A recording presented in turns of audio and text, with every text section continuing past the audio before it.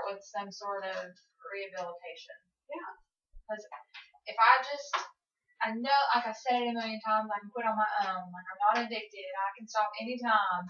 But when I've tried, I can't do it. I can't quit on my own. So it's either I find some rehab that I can go to that's inpatient, or I can start going to the meetings, and then just try and take it from there. Maybe wait. And I know there's a facility that takes you without any money, but you have to start out like being homeless, and then you can get into the facility. So there's a couple things I've looked into, but I definitely feel like that would be my first step, is trying to find someplace for sure. Yeah.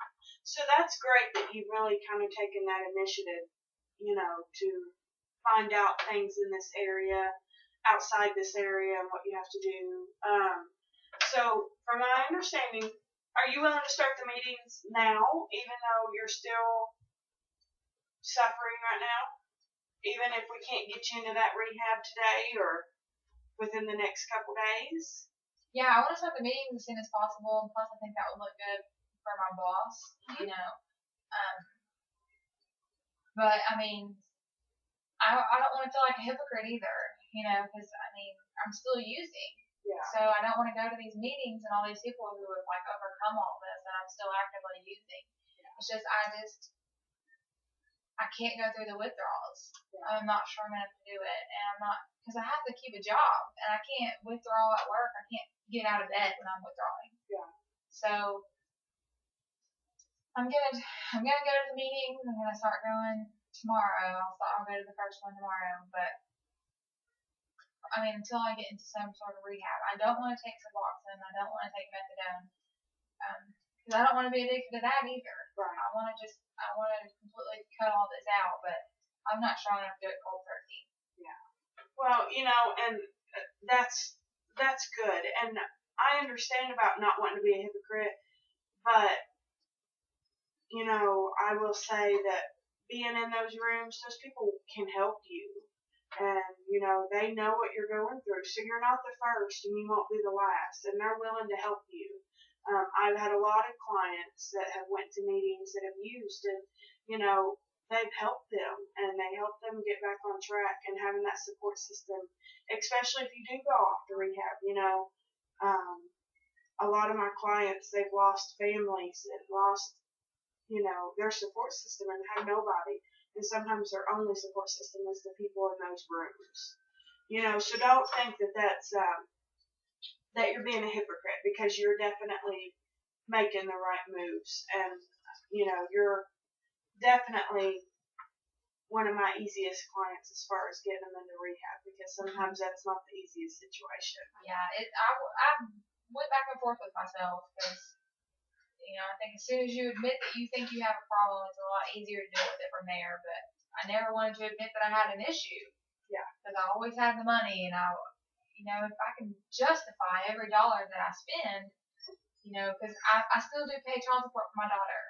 So in my mind, I was thinking, who cares what I spend my money on as long as I still support my daughter. Mm-hmm. So I was able to justify spending the money because my daughter didn't go without. So being able to realize in my mind, like, it's still, I'm not being the best mother I can be, I do know that I need help. Yeah. Yeah. So just to clarify, and I want to make sure that we have everything, I'm understanding everything, and I'm not missing anything, that you are willing to go to rehab today, or as soon as we can possibly get you in. Until we can get you in, you're going to start going to meetings. Is there anything that you could do at home, personally, that could help you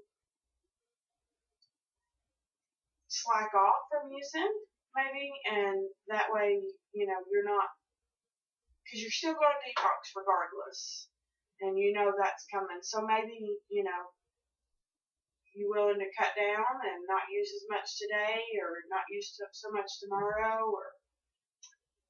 I've tried cutting back, but some days it's better than others. Mm-hmm. I mean, some days I feel great about it and I can cut back.